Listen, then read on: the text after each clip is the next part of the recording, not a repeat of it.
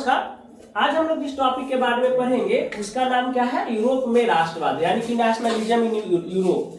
पिछले क्लास में हमने आपको बताया था कि राष्ट्रवाद के उदय के क्या क्या कारण थे, यानी कि कौन कौन सा कारण था जिसके कारण राष्ट्रवाद उदय हुआ यूरोप में, है ना। यानी कि काउजेज ऑफ यानी कि rise of nationalism in Europe कैसे हुआ, ये हमने आपको प्रीवियस क्लास में पढ़ा चुके हैं।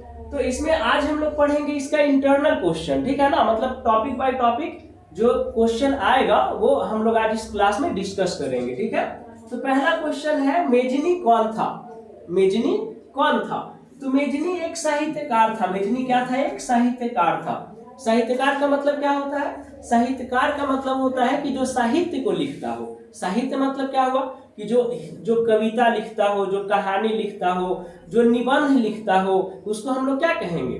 साहित्यकार कहेंगे। जैसे भारत में प्रेमचंद एक महान साहित्यकार हुए। महान साहित्यकार कहने का मतलब कि प्रेमचंद जो है बहुत सारे कविता, कहानी, सारांश, बहुत सारा चीज लिखे, है ना।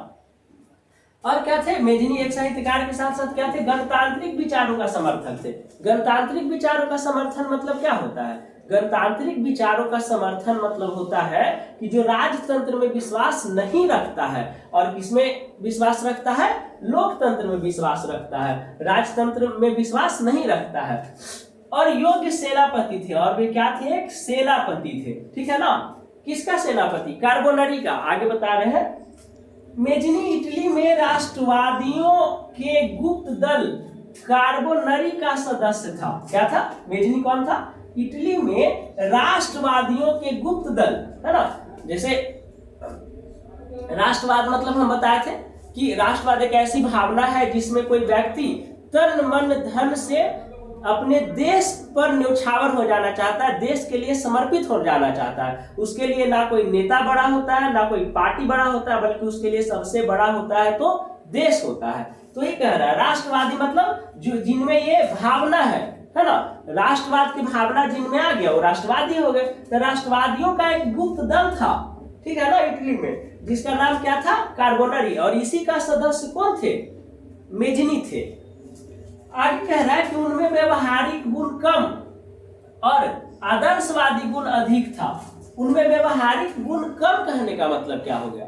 व्यवहारिक गुण मत कम कहने का मतलब कि उनके पास प्रैक्टिकल नॉलेज कम था, ठीक है ना।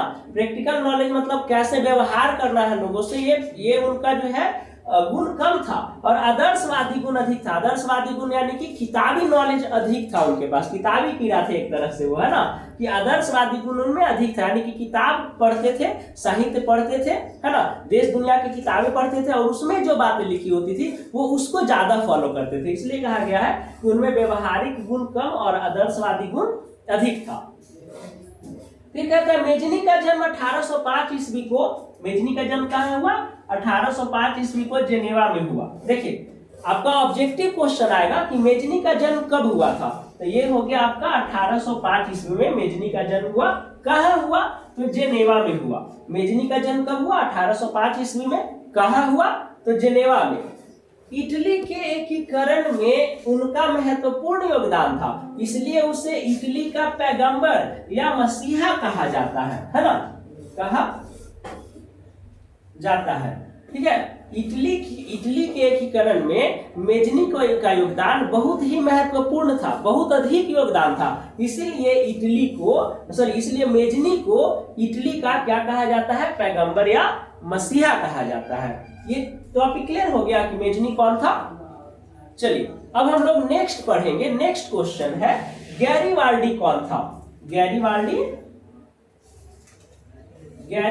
कौन था, यानी कि गैरीवाल्डी कौन थे? तो गैरीवाल्डी के बारे में पढ़ते हैं तो हमको पता चलता है कि गैरीवाल्डी पेशे से नाविक थे। क्या थे? गैरीवाल्डी क्या थे? पेशे से नाविक थे। यानी कि उनका मेन जो प्रोफेशन था वो नाव चलाने का था, ठीक है ना। किसी एग्जाम में, 10th वाले एग्जाम में पूछता है, नाविक ऑप्शन नहीं देता है, ऑप्शन देता है फार्मर का, किसान का। तो अगर नाविक ऑप्शन नहीं दे, गैरीवाल्डी पेशे से क्या थे, अगर ऑब्जेक्टिव में आ जाए तो अगर नाविक दिया हुआ तो नाविक में टिक आउट करेंगे। लेकिन कभी कभी नाविक न देके किसान दिया हुआ रहता है, तो गैरीवाल्डी पेशे से क्या मारेंगे ऑप्शन में? टिक आउट, किसान। गैरीवाल्डी पेशे से क्या थे? किसान थे, ठीक है ना। गैरिबाल्डी पेशे से क्या थे, नाविक थे, लेकिन अगर ऑप्शन में नाविक नहीं रहे तो किसमें टिक आउट करना है, किसान में करना है। और मेजनी के विचारों के प्रबल समर्थक थे। और गैरिबाल्डी जो है नाविक तो थे ही, लेकिन मेजनी का जो विचार, ये जो मेजनी थे, इनके विचारों के प्रबल समर्थक थे। यानी कि मेजनी जो कुछ भी कर रहे थे, है ना, इनके विचारों से ये प्रभावित हो रहे थे। इनको लग रहा था कि नहीं, मेजनी जो कुछ भी इटली के एकीकरण के लिए कर रहे हैं वो बिल्कुल सही कर रहे हैं। नेक्स्ट है, उन्होंने इटली के एकीकरण के लिए स्वयं सेवकों की एक सशस्त्र सेना बनाई जो लाल कुर्ती कहलाए। ठीक है, कहते हैं कि जो गैरिबाल्डी जो थे अपने साथियों के साथ, अपने आसपास रहने वाले लोगों के साथ, या जहां वो काम करते थे उन सबको लेके, ठीक है ना, जिनको वो जानते थे, सीधा बात कि जिनको वो जानते थे, वो सबको लेके एक दल बनाए। ठीक है ना, सशस्त्र सेना वाली दल। सशस्त्र सेना मतलब कि जिसके पास गोली बंदूक सब कुछ था, युद्ध लड़ने वाली सेना बना के। ठीक है, और क्या कह रहा है, स्वयं सेवकों की एक सशस्त्र सेना बनाई जो क्या कहलाया, लाल कुर्ती कहलाया। और उस सेना का नाम क्या कहलाया, लाल कुर्ती कहलाया। इन्हें इटली के एकीकरण के महान सेना नायक कहा जाता है। देखिए, चूंकि ये स्वयं सेवकों की एक सशस्त्र सेना बनाई, इसलिए इन्हें क्या कहा जाता है, सेना नायक कहा जाता है। क्या कहा जाता है, सेना नायक कहा जाता है। किनको, गैरिबाल्डी को, चूंकि इन्होंने क्या बनाई, एक सशस्त्र सेना बनाई जो इटली को विभिन्न युद्ध से लड़ने के लिए, है ना, भविष्य में होने वाले युद्ध से लड़ने के लिए इन्होंने सेना बनाई जो क्या कहलाए, लाल कुर्ती कहलाए। और इसीलिए इटली के एकीकरण के महान सेना नायक इनको कहा जाता है। चूंकि ये सेना बनाए इसलिए इनको क्या कहा जाता है, सेना नायक कहा जाता है। आगे है, काउंट कबूर के संपर्क में आने के बाद वे राजतंत्र का समर्थक बन गए। कहता है काउंट के संपर्क में जैसे ही आए गैरिबाल्डी, काउंट के जब संपर्क में आए तो वो राजतंत्र के समर्थक बन गए। देखिए, पहले ये किसके, गैरिबाल्डी किनके विचारों से प्रभावित थे, किनके विचारों का समर्थन करते थे, मेजनी के विचारों का समर्थन करते थे। लेकिन जब गैरिबाल्डी का संपर्क हुआ काउंट के साथ, तो ये काउंट जो है राजतंत्र को बढ़ावा देते थे, राजतंत्र का वो समर्थक थे। तो जब गैरिबाल्डी काउंट से मिले, काउंट को मतलब बहुत करीब से जाने, उनके विचारों को पढ़े समझे, तब इनको लगा कि नहीं, लोकतंत्र से ज्यादा बढ़िया कौन है, राजतंत्र है। इसीलिए राजतंत्र का समर्थक बन गए। किसका समर्थक बन गए, राजतंत्र का समर्थक बन गए, है ना।